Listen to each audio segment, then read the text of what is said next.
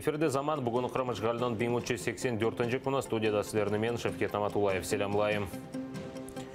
Ички районында ишгалчылар тарафынан тұтылған Рустем Османов Ахмеджитеки полиция бөлігінден азат етілді. Саба саат 7-де ФСБ бабасы Ибраим Османовның евіне сұрып кірді. Ойсы евде yok еді. Силалы инсанлар умыр арқадашы ве уғылларынен лаф етіп, біріні өзінен алып кеттілер. Тапсилатлы желевхамызда тариф етілі. Саба саат 7-де ФСБ ве Силалы ОМОН хадимлері Фернгейм койнын межилес башы Ибраим Османовның евіне тентуінен келділер. Өзі Ибраим Османов евде yok еді. Силалы инсанларынан оның апайы ве оғлылары субетлешмеге мечбур олдылар. Ворвались начало 8-го, минут 15, наверное, 8-го. Маски шоу, в масках все. Сначала ко мне в спальню забежали. На пол, короче, хотели положить, я говорю, нет. Потом побежали туда в спальню, там дитё маленькое спит, но они, правда, культурно вроде как сделали. Фонариком посветили, и все, тут дети, и завернули. Комшу сой акраба ве таныш білішлері Османовның еві янында топланды.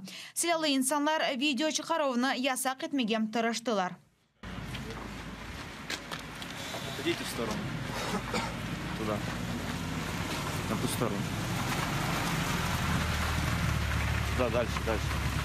Қырым бірдемлік тешкілетінің файлері де тенту әрекетлері кечірілген ерге келділер. Олардың біліргеніне көре, силалы инсанлар санкем наркотик қыдырдылар.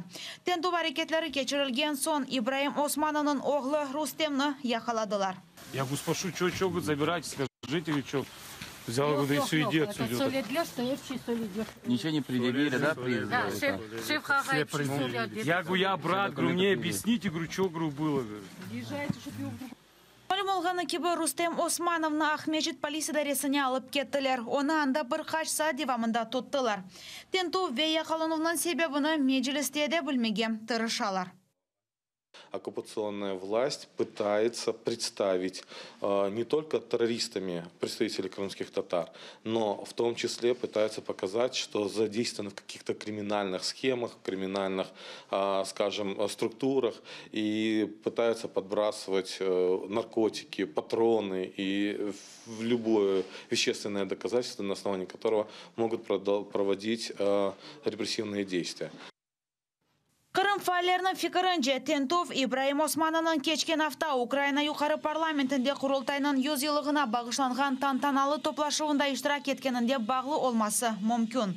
Ибраим Османов Фернгейм койнын межилес башы ве ички район межилес азасы ола.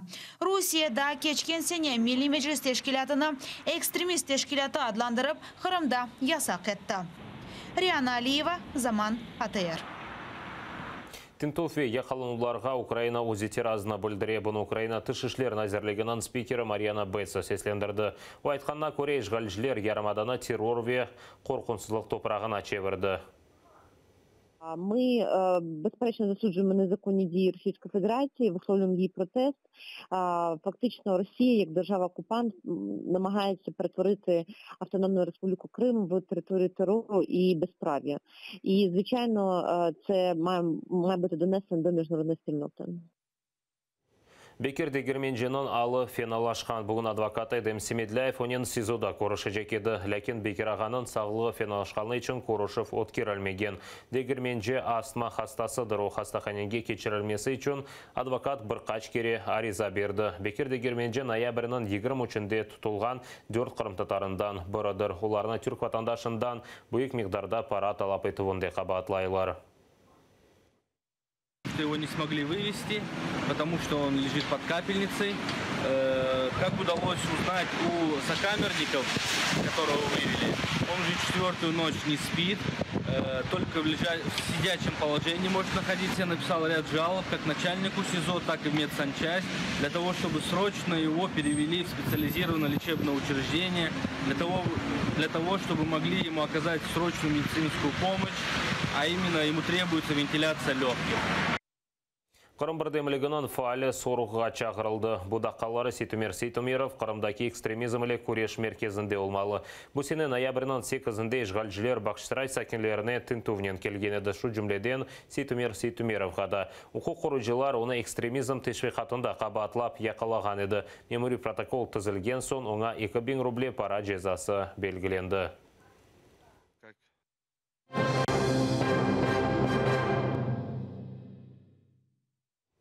Русия ярымада елесінің теркібіні деңіштіре 3,5 ел içerisinde Қырым Русияден кетірілген инсанларнен толды. Қырым прокуратурасы бұнымен бағылы мектупны халқара жаза махкемесіне жоллады. Украина тарафы Қырымлардан мал-мүлкінен чекіп алынмасына дайыр мәліматларды берді. У нас информации рассматривать способы, как бы вроде бы и удовлетворить решение Международного суда, и в то же время ничего не сделать. В частности, по отношению к Меджлису, они думают, они запрашивают Москву, а нельзя ли создать какую-то организацию, которая называлась бы Меджлис крымско-татарского народа, и тем самым, дескать, заявить о том, что они выполнили решение Международного суда. Каждая ситуация, каждый факт нарушения прав наших граждан нами не останется без нашего внимания. Кроме того, хочу вам сообщить о том, что свыше 100 обвинительных актов на сегодняшний день находятся в суде через механизм заочного обвинения. Это депутаты, бывшие депутаты Автономной Республики Крым. Это бывшие депутаты Севастопольского городского совета. Это бывшие наши коллеги, прокуроры, сотрудники милиции, правоохранительных органов, если говорить загале.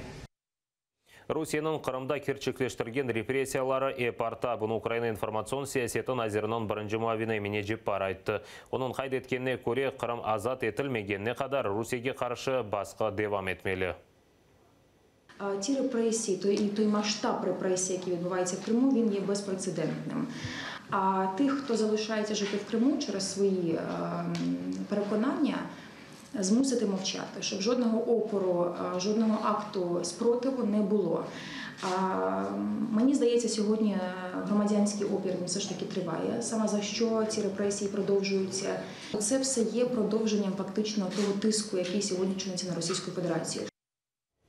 Украина Хельсинский группасы ишғал олынған Қырымда беңлерінен инсанның ақларына бозғанына қайдетті. Мұне бер сөз мүлк аққа бозылғаны ве мечбүри көчерулер аққанда кете. Бұны Қырым меселесінен оғырашқан Максим Тимочка білдірді. Украина халқара жинайы махкемесіне үш хабер білдіруіна йоллаған. Ярмадада 4 бен Украин ишханесі запт етілгені білдірілі. Украинаға 1 триллион гривна мигдарында зарар кетірілген.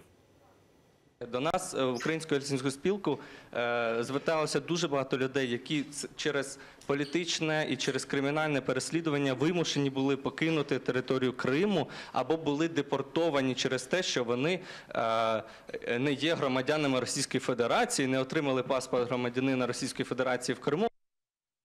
Киевде Қырым татарларының лидері аққанда Мустафа фильмі Хайрия мақсадынен көстерілді. Билет сатылышындан топланған пара сияси мабуслерінің қорантасына берілежек. Киев сакинлері ве мусафирлері Левханы бақып Кремль рейнлеріне мектуп язды.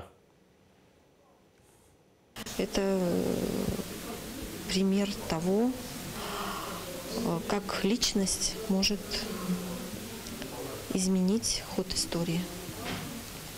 Це дуже серйозний, хороший фільм, і добре, що є англійські субтитри, і його треба показувати за кордоном якомога найбільше. Актор, і взагалі по життю, створити, побудувати образ, пережити те, що спробувати пережити, те, що пережила людина, це заглиблення в його світогляд, в його філософію, в його подумки, в його роздуми. Кожен раз усе те, що усвідомлюєш, ти ж переживаєш. І це стається в мені, в акторові, в кожному, да? Він це переживає насправді. Этот фильм будет как учебный материал использован потом и в Крыму, и в Украине. Будущему поколению надо за свободу, за свою страну, за свою незалежность бороться каждый день, а не только когда вспомнишь, не только когда уже трудно стране.